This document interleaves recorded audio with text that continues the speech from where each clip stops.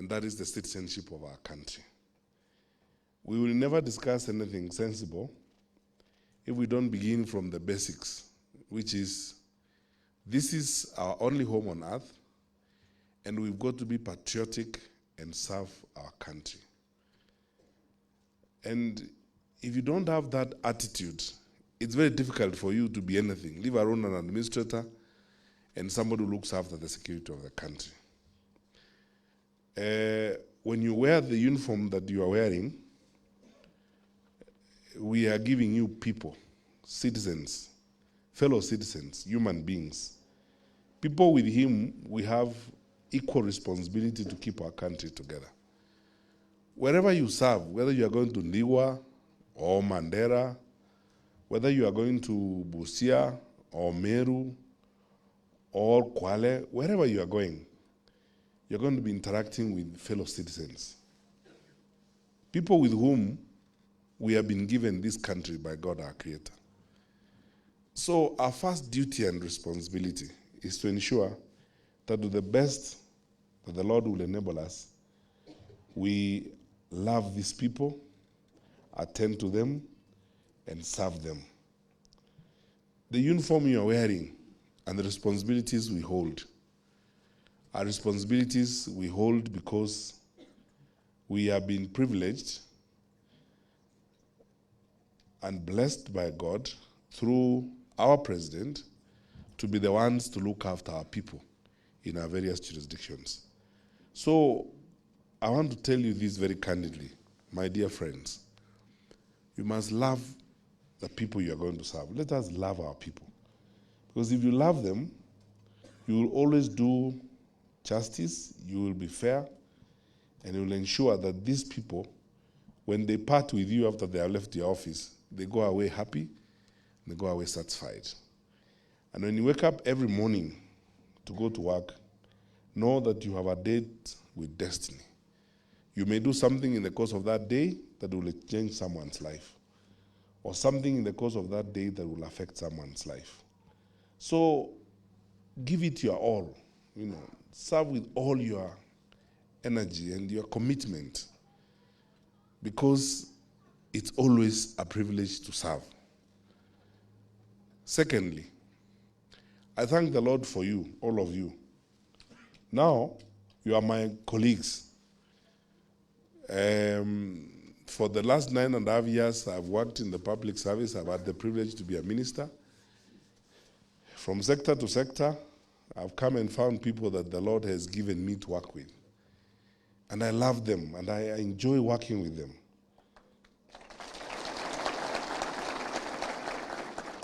I can tell you the people who seated behind me here, our regional commissioners, all 8 of them are people I've come to know. And some of them I like, and sometimes I have very personal conversations with. Some of them I know their families. And I thank the Lord for them because we work together. When there's an issue in one part of the country, we cross ranks, we come together, we sort things out. And you've started a long journey. You must now develop a relationship with those people you work with and those that you work for, knowing as you must that you will never be happy in this world even if we left it all for you. You must live with these other people, enjoy a relationship with these colleagues, develop sensible collegiality with all these people that you are going to work. Number 3, if you forget everything I will say today, don't forget this one. When you wear that crown you're wearing, you are a representative of His Excellency, the President of the Republic of Kenya, wherever you are. I am sure you are told this and many other things. You represent the President of the Republic of Kenya. You exercise authority that is drawn from the office of the President of the Republic of Kenya. If nothing forces you to be the best behaved person in that environment, that alone should make you be the best behaved person. Because the President wants to project an image to his people. God has given him a country to lead. And now he has asked us, through us, myself and the PS and all of these wonderful good people here, to be his representatives at various levels. In your speech, in your actions, in your interactions, in whatever you do, you must project an image that is worth the respect of the office of the president. That's why I'm happy about what someone said here. How can we have our officers in uniform fighting at the local meat roasting place? Tumeenda kuchoma nyama kona ingine hapo, mmepigana na umefaa uniform yetu, uniform ya serikali na crown ya serikali. No amount of provocation, no amount of anything should make you drop your guard. Please remember at all times, you are carrying the image of government with you. And we must preserve the authority and respect of government by the way we conduct ourselves. So chapter 6 applies as much to us as it applies to everyone else. So good people, I expect you therefore to be, good cheer, well-behaved, conscious of your responsibilities. Fourthly, we are doing this because we are starving up, and we promised that we are going to starve up before the general elections. I think I can confidently say that by end of November this year, we will probably be totally and absolutely staffed up in all our ranks across the country, from assistant chief to RCs. And therefore, as the PS says, we'll expect to get all the information we need when incidents happen in your various parts of the country, when we are doing mapping of the country and looking at how our population is behaving around the electioneering period. We should get all the information we need, and we must make sure our country remains peaceful throughout the general election period. My point number 5 is about the role that I keep saying we have to ourselves. The challenge that we had in the past, which we, by God's grace, have been trying to resolve, as the PS outlined, is to strengthen our level of mentorship. Because in the past, it is true that, people used to be assistant chiefs, and all your life, and you just die an assistant chief. Or you pray for the chief to die so that you can be promoted to be the chief yourself. And because HR management has changed, that is why we came up with this policy, and I thank my sister and the Public Service Commission for supporting it, so that you can grow. Because it's very common for all human beings to want to be promoted. Ama namna gani? You want to move from one place to another. I keep telling people every day that even we ministers look forward to a promotion. I hope that one day my picture will be put there.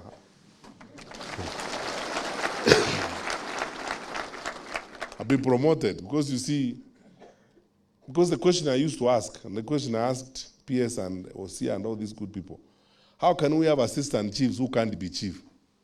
Because what do we look at when we were appointing them as assistant chiefs? Because one criteria should be, you should be someone who can assume the office of chief at any point in time, whether the chief is alive or dead. So how can we have chiefs who can't be ACCs? Because you must be able to be an ACC, as it were, because then we don't know what we are doing. If we recruit a guy who can only do one thing in their life, they can't do anything, you are just going to be a chief, and you can't be ACC. How can we have an ACC who can't be a deputy county commissioner? Or how can we have deputy county commissioners who cannot be county commissioners? And it follows that way. How can we have county commissioners who cannot be RCs? All these RCs here, all these people you see here, were formerly county commissioners. They have managed counties. Some of you must have seen Natembeya when he was the county commissioner in Narok, and managing Narok as our county commissioner in Narok. Then he became the RC for Rift Valley. Or you must have seen Nakoro when he was the county commissioner in Nyamira. And that's how he grew up, after being county commissioner in Nyamira, to become the regional commissioner Eastern. And then all these people, even before I came here, I worked with all these wonderful people. I was opening containers at 3 a.m. in the morning with the Lungata when he was the county commissioner in Muranga. And then he performed well, he became the RC Coast. He had already worked as county commissioner in Muranga. I'd worked with him, and we were working very well. We were opening containers at night with Esther when she was a county commissioner in Machakos, managing the madness in Mavoko. and so on with her as a county commissioner. Then out of that performance, she was promoted to become the RC Eastern. I worked with Kanyiri to sort out Kihumwere in Muranga, the madness that was there on the land issues when he was DC. And later on, you can see, he became our county commissioner who has done a fantastic job in Busia, in Kwale. And now when we had issues in Laikipia the other day, when we were looking around, we said, let's get a much more experienced county commissioner to deal with the issues. And that's how we got Kanyiri from Kwale to come to Laikipia to be county commissioner in Laikipia. That's how it goes. So people have to, the position you have been hired to today is not meant to be the beginning and the end of your life. But you say, now, me, I'm going to be here. I just spend time drinking around, going home over the weekend, looking for girlfriends, and so on. You must work hard. Would like in future, by God's grace, and I pray for you, that when another induction will take place in future of SECs, you will be seated here as a regional commissioner. That is your aim. That's how we are looking at this. So for you, therefore, I think mentorship is very important when you go to the field. My brothers and sisters,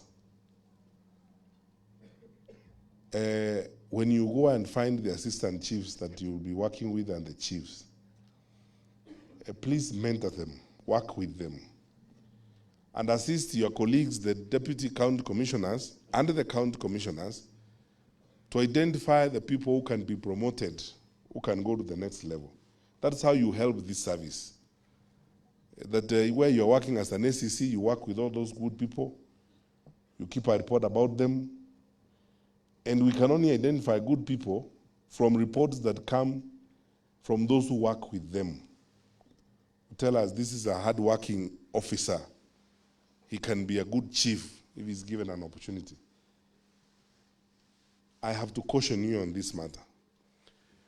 PS and I and Osia, there are cases where recently we have been having frustrations where people recommend people all the way from the field to be appointed chiefs and so on.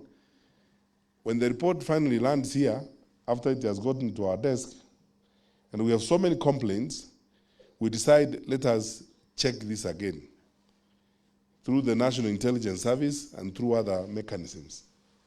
And when we check, we actually discover that there are certain things that SECs and the DCCs overlooked, which are important. You know our communities are very sensitive. Please, I urge you, let's be fair and objective. Someone may be your friend, but if they can't be chief, they cannot be chief, period. Don't waste anybody's time. If they cannot be promoted, they cannot be promoted. Tell them, you are my good friend, we eat together, we do all our things together, but you know in your heart, you cannot give those people a serious responsibility. Assist your DC and assist your county commissioner to make the right decision. Do not lie to your county commissioner and do not lie to your deputy county commissioner about somebody and say, oh, this is a good man, just because you have been doing certain things with him or her. Let's be fair. If we do mentorship in a very objective and very open and fair manner, we will end up with a strong service. Our service is as strong as the men and women who serve it at various levels of service. If we have strong ACCs and strong DCCs, we'll man the country well. If we have strong county commissioners and we have strong regional commissioners, we will do well. So it depends on each one of us to do their bit so that we ensure that we have the right people. I make 2 points and come to the end of my remarks. One, we are moving now aggressively into deployment of technology in the service. I agree with the PS, and thank you, Madam Kisotu, for agreeing that we will do a crash program at APTC. But soon enough, we are now also going to roll out a framework of an in-service training to ensure that our digital literacy in the service goes a notch higher. In line with the digital OB, we are pushing the police to accept and that we are now rolling out the digital occurrence book. We are slowly moving to an increasingly digitized framework of coordinating our activities. We are trying new reporting systems that are digital driven so that we can get information in real time and we are able to act fast enough, especially when it comes to early warnings and possible areas of conflict. Together with a very complex deployment of our GPS system, and we're going to overlay on it several factors and fields. Soon enough, we will be able to have a communication system. We have actually piloted it the other day, a communication system that is exclusive to us, and also one that rides on faster and rapid information sharing. What that means is that you are not going to sleep. You must continue learning and updating your knowledge, as it were. We will do in servicing, we will do on-the-job training when we roll out this system. But I want to urge you that where the world is moving to, we cannot operate outside of a digitized framework. That's why, as I said yesterday, I had a chat with the Attorney General. We are going to appeal the decision of the court yesterday on the Huduma card and Huduma number. Because it's unthinkable how we are going to move to the future without integrating our data sets. And then we are going to ask our colleagues across other branches of government who don't understand this. We are available to help them understand what we are trying to do. Because sometimes people make decisions without understanding what we are trying to do. And I'm the best example of this war, because when we were fighting digital migration, we went all the way to the Supreme Court. And now look where we are today. If we had not freed all that spectrum and so on, I don't know how we would be operating today. In the era of COVID and so on, when we have to do these virtual meetings and stuff like that, I don't know how we would be operating today. Look at how many TV stations we have in the country, how many radio stations we have in the country, and how we are able to communicate. If we had not migrated at that time, I don't know what we would be doing today. Yet, you know, the High Court ruled against us, the Court of Appeal ruled against us. We had to go to the to the Supreme Court to get judgment that enabled us to migrate from analog to digital broadcasting. And on the Huduma card and the Huduma number, I want to assure you, I am prepared, and my colleagues in government, we are prepared to go all the way. We have no problem even ending up in the Supreme Court on this matter. Because it's very simple, and all of you understand this, and if you may allow me to take a second on this, it's unthinkable that anybody can think otherwise in this day and age. Because if we have data on your ID with the National Registration Bureau, we have data on your birth certificate, we have data on your PIN at KRA, we have data on your driver's license at the NTSA. What we are doing is bringing all that data together so that you are one person, so that you use one card and one number to access services. What is illegal about that? I don't know where some people live. Just go to some countries in the Middle East, the president of Estonia was here the other day, and it's amazing what she told us and what they're able to achieve in terms of technology. We cannot be the only country where you need a handbag to carry your cards, so that, you know, when you get to the petrol station, you remove your bank card. When you go to hospital, you remove another card. When you get to the airport, you remove another document. When you're going to check NHIF, you remove another card. The people who are opposed to this are the cartels who have made a living out of stealing public funds by coming up with all manner of conflicting systems. So they will supply a different software and different system at NTSA and insist that they're providing a digital license. Then they will go to KRA and look for another system. And they've been making money like this theft of public resources. And this is really what is being protected. So we will go to the Court of Appeal, because we are law-abiding, we will go to the Court of Appeal on this matter. And again, just like digital migration, we're here again in the country where we're arguing about ourselves and arguing against each other over something that should be driven by common sense. That's how everyone lives. You just get one card, one single source of truth. Instead of you being so many people, you know, at NHIF you are one person. At the National Registration Bureau you are another person. At the Registrar of Births and Deaths you are another person. You know, when you go to the Attorney General to check your marriage records, you are again another person. You know, and so on and so forth. And we are getting all these data sets and integrating them so that we give you one card. And when you get that card being read by a machine, they can get all the other information they need, and service is given to you in minutes. We want to go to a place where you can even go with that one card. When you get to the petrol station, you can actually fuel using it, because it can access your bank account and get the 2,000 shillings that you have used to pay for fuel and walk away. That's where technology is going. We cannot be the only country on earth where you need to buy a handbag to carry your cards around. So we will go to the Court of Appeal on the matter, because we believe at some point in the chain of seeking to explain ourselves, someone will be reasonable enough and listen to us and see that what we are doing is good for our country and good for the way we are going to go forward. And that's why I'm confident to tell you this.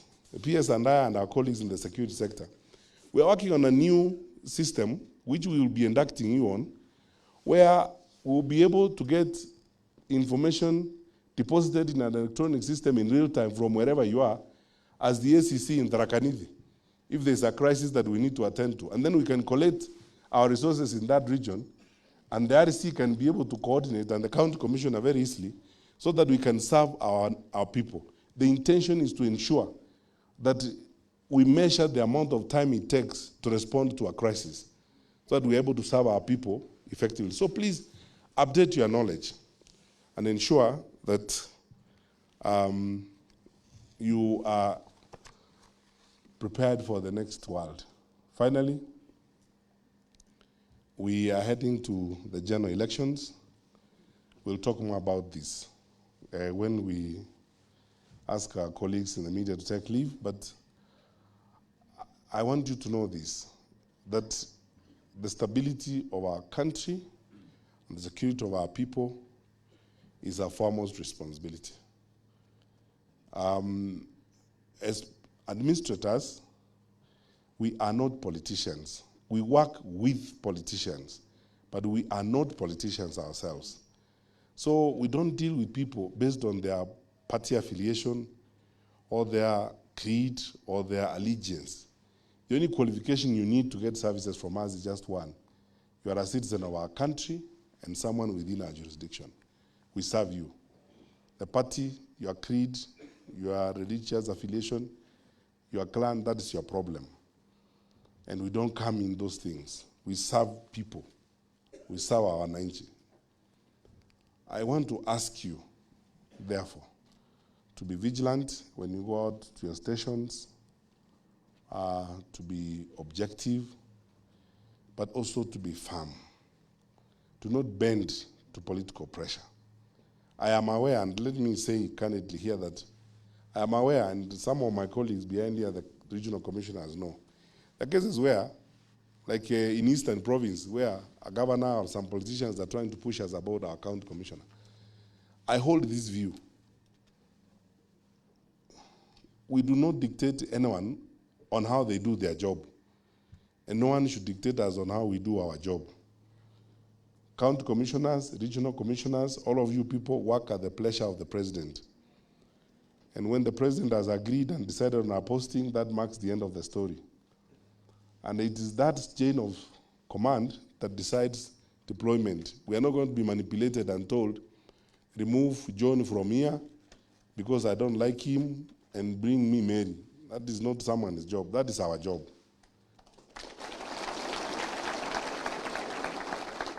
So don't listen to some of these people who overreach themselves. and then are full of themselves. Some of them have an overestimated sense of self-importance. And they will tell you, you know, oh, I will go to Arambe House and complain. They will come and talk to us, and we will give them a cup of tea and tell them thank you, goodbye. But we will do our job.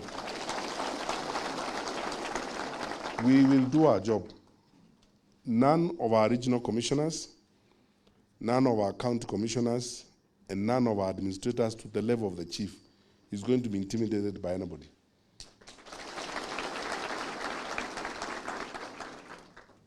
Do your work. We have your back. We will take responsibility. The old edict used to be, you guys in the field take all decisions. We will take responsibility. Carry on with your work. Be firm, be true to our country, follow the law, do the right thing, and serve our people. Anything else, the PS and I, we will deal with. Na ikifika mahali, we will go to Madam Kisotu and Rotich, and we will ensure that our officers are able to render services without undue pressure and undue intimidation. Don't go to night meetings. And no one should tell you that because you are not attending my night meeting, tutaonana. Mutaonana wapi? We are also here. Hakuna kitu kama hiyo. Because administrators, like you are now new officers in the field, and some of you are starting when we are in the electioneering period. You may be facing situations like this. Take it from me. Our president is very firm and resolute about the security of the country. I serve a president I'm proud of because he's patriotic, he loves his country, and is committed to serve his country. We too have taken that example. And we will do our work without fear or favor. So don't bend to any of those funny things. Do your work. Kirauni umevaa sio mchezo. Kirauni ya serikali na sheria na ni ya nchi yako. Kama kuna maneno, my good friends are here, the RCs, they will tell you, some of these good people have been in service for a while, they know a thing or two. Some people have threatened them before, and they are not there themselves today. And they are here still wearing crown. So do your work. Let's be firm. What's important to me and to all of us is to serve our country. Honestly, fairly, objectively, and respecting our people. Let's love our people. Wherever you go as an SEC, the hallmark of a successful officer, get to know the people you work with, religious leaders, the local priests, local Nyumba Kumi people, know them, work with them. These are the people God has given us to work with. Do not be swayed this way, that way, and so on and so forth. Be a firm officer and be proud of it. Some of these people here, I've had occasion to work with them, some of these regional commissioners. People know them. I mean, the whole country, people know Natembea, ama namna gani. They know, they know Natembea is a farm officer. He's not si mtu wa kucheza hivi namna hii. They know he's a farm officer. And they can't joke with the officers like that. They can't play games with Esther because she's a lady. They know she's firm. And when they will come to tell us things, we'll give them a cup of tea and welcome them as